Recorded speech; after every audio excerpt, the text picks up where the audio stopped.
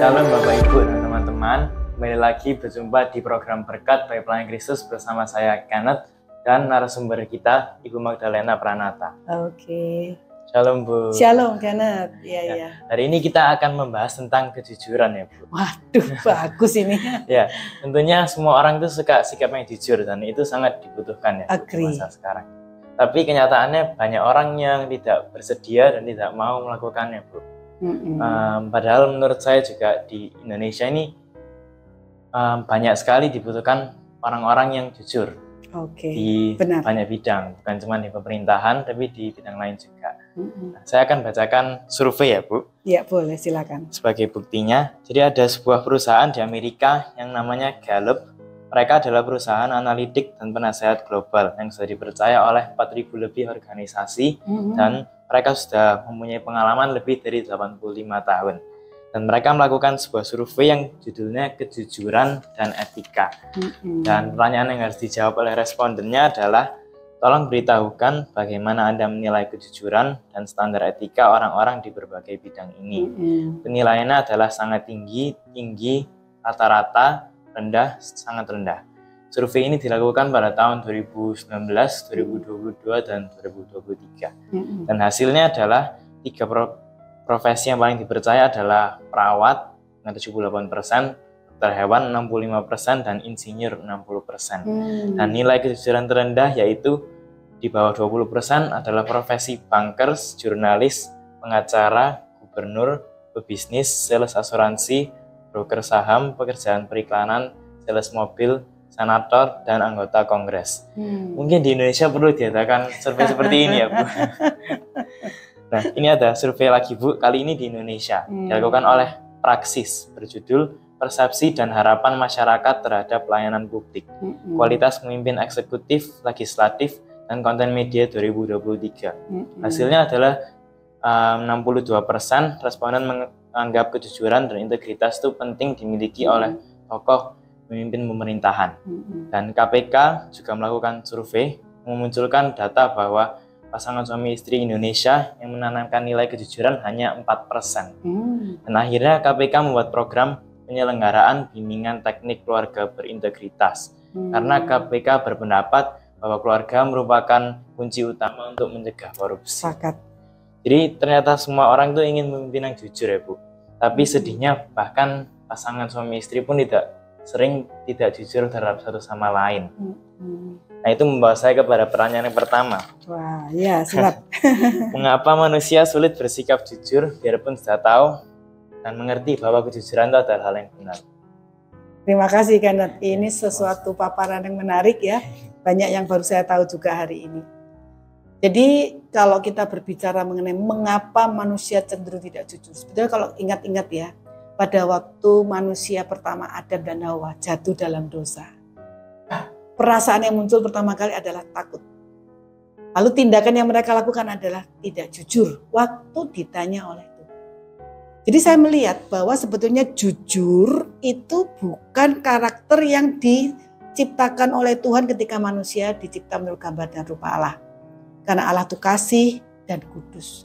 Tapi ketika manusia berdosa, maka putus hubungan dengan Allah sehingga yang terjadi adalah sebaliknya. Jadi respon bahwa manusia tidak jujur itu sebetulnya adalah akibat manusia sudah berpisah dari Allah. Dan ketidakjujuran justru muncul di depan waktu ditanya, "Mengapa kamu sembunyi?" Ya kan? Dia tidak segera mengaku, "Saya sudah melanggar firman." Masih beralasan, masih menyalahkan satu dengan yang lain. Jadi saya setuju bahwa kejujuran itu sangat penting dan harus diusahakan. Tetapi harus dengan pasti saya katakan, kalau dilakukan dari usaha manusia sendiri itu ada kesulitan. Karena biasanya manusia kalau berusaha itu pasti ada unsur kepentingan. Ketika itu mendatangkan manfaat, ketika itu baik, tidak merugikan, jujur nggak ada masalah. Tapi ketika itu bisa merugikan, bisa itu mempermalukan, bisa itu membuat tidak nyaman, maka manusia akan memilih kecenderungan dosa itu tidak jujur. Nah, itu sebabnya. Sekarang kita bicara tentang dunia pendidikan, Kenneth. Mengapa di Pelangi Kristus sungguh-sungguh memikirkan. Semua anak berproses belajar di Pelangi Kristus harus ditolong dengan sebuah pendekatan proses belajar yang jujur. Ini sangat penting.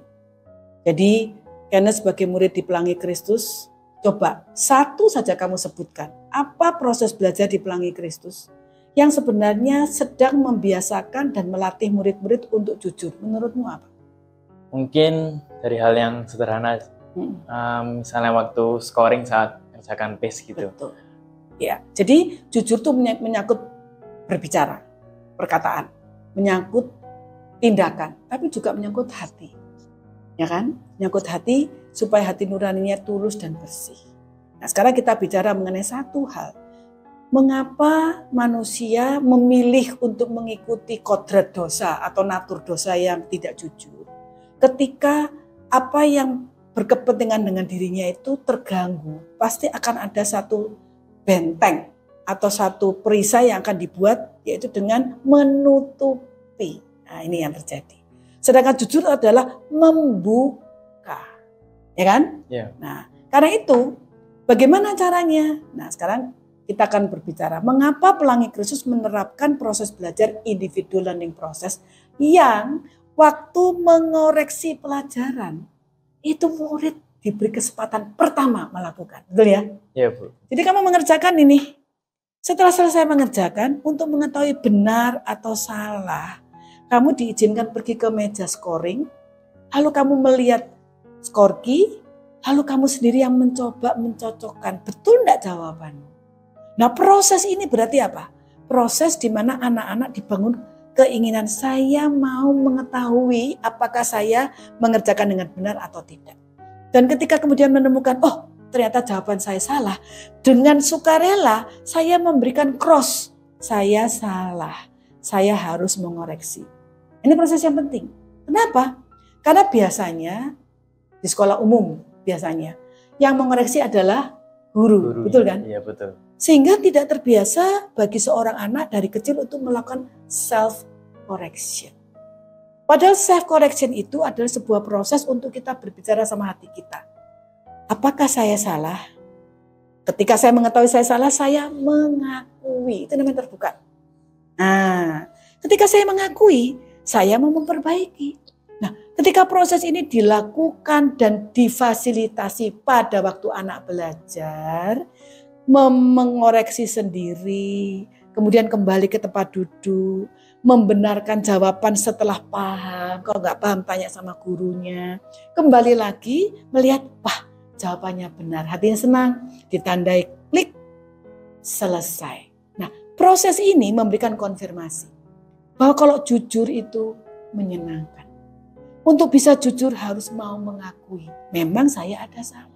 Dan mengakui kesalahan itu sebuah proses untuk memberangkatkan sikap jujur. Jadi dalam hal ini nomor satu, apa yang mendorong anak-anak di Pelangi Kristus untuk mau mengakui saya salah, saya cross, saya kembali. Kan ini ada effortnya. Ya, tapi dilakukan saja. Kenapa? Karena ini penting bagi saya. Dari mana perasaan itu penting? Ketika seorang anak sudah percaya pada Tuhan Yesus dan Roh Kudus memberitahu. Nah, kamu harus terbuka sama Tuhan. Kalau salah mengakui, ada kesempatan memperbaiki, Tuhan menolong kamu untuk memperbaiki.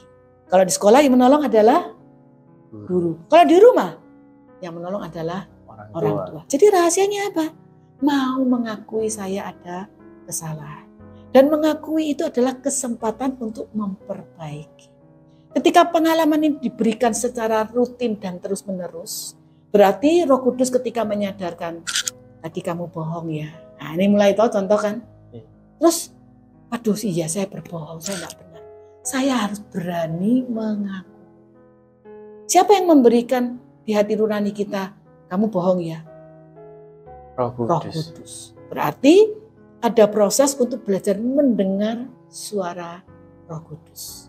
Nah, ini harus dipraktekkan terus-menerus supaya kita lebih peka untuk mendengar, mau mengakui, dan dibiasakan mengakui. Nah, kalau di Pelangi Kristus kan ada nanti guru yang akan memvalidasi. Oh iya betul, kamu sudah salah, kamu sudah memperbaiki, kamu sudah mengerti jawabannya, sudah paham, gitu. Oke, kalau begitu kamu bisa lanjut.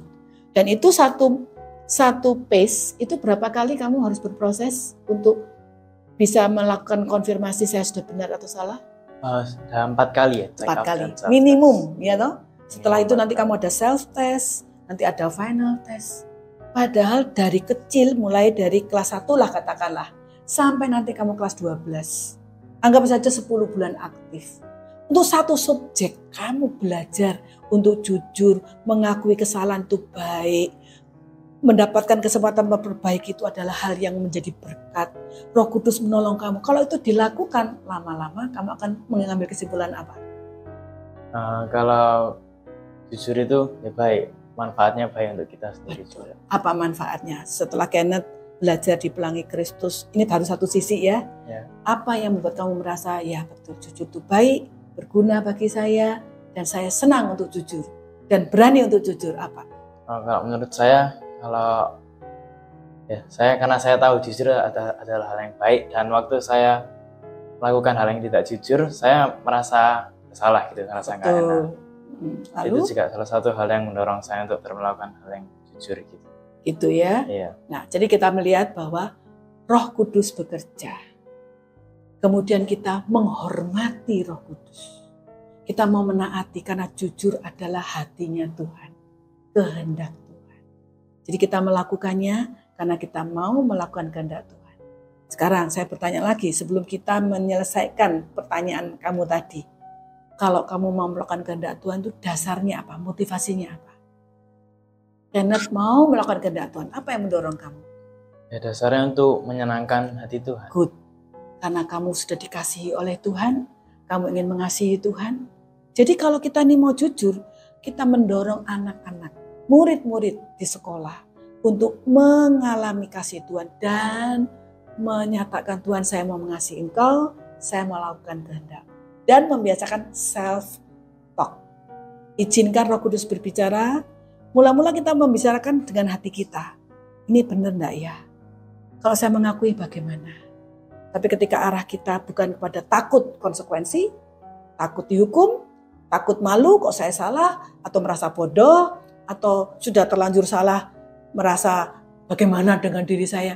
Ketika kamu yakin kamu dikasihi Tuhan, Tuhan senang kamu jujur, dan kamu melakukannya sampai itu menjadi jati dirimu. Jujur menjadi jati diri seorang anak Tuhan. Dan itu adalah berkat.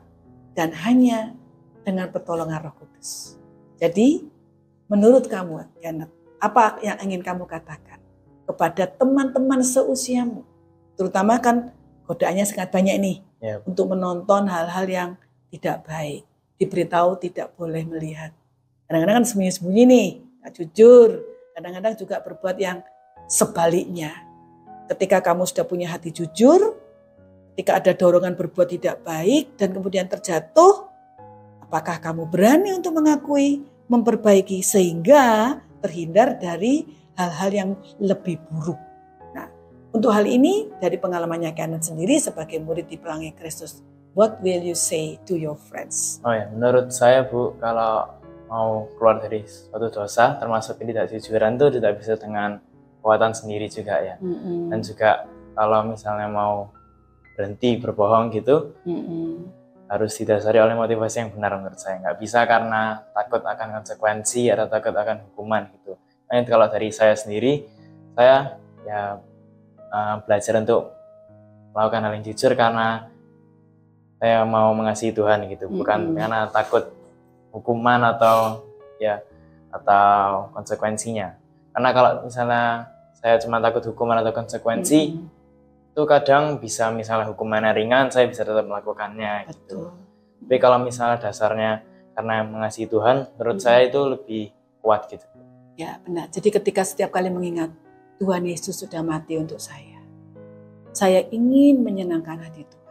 Masakan saya sampai hati, sadar saya salah melanjutkan kesalahan itu. Maka kita harus cut off dengan datang di bawah salib Tuhan, mengaku. Dan ketika kita membiasakan diri mengaku segala dosa kita, dengan jujur kita percaya Tuhan akan mengampuni, maka kita mengizinkan Roh Kudus untuk memelihara hati kita supaya lebih mengutamakan Tuhan daripada menjaga image, wah saya ini baik, saya tidak melakukan hal yang tidak baik, tapi kita mau jujur dan terbuka. Nah, jadi membiasakan self-talk supaya Roh Kudus berbicara itu adalah praktek yang penting. Dan jangan lupa, berani untuk jujur adalah berkat. Perjalanan ke depan, Tuhan akan menyiapkan bagaimana kita akan menggenapkan rencana Tuhan bagi anak-anak yang mengasihi Tuhan dan berani jujur dalam segala hal. Are you ready for that? Yes. Terima kasih Bapak, Ibu, dan teman-teman sudah menonton program Berkat Penghiburan Kristus malam ini. Sampai jumpa di episode selanjutnya. Tuhan Yesus memberkati. Okay, God bless you everyone.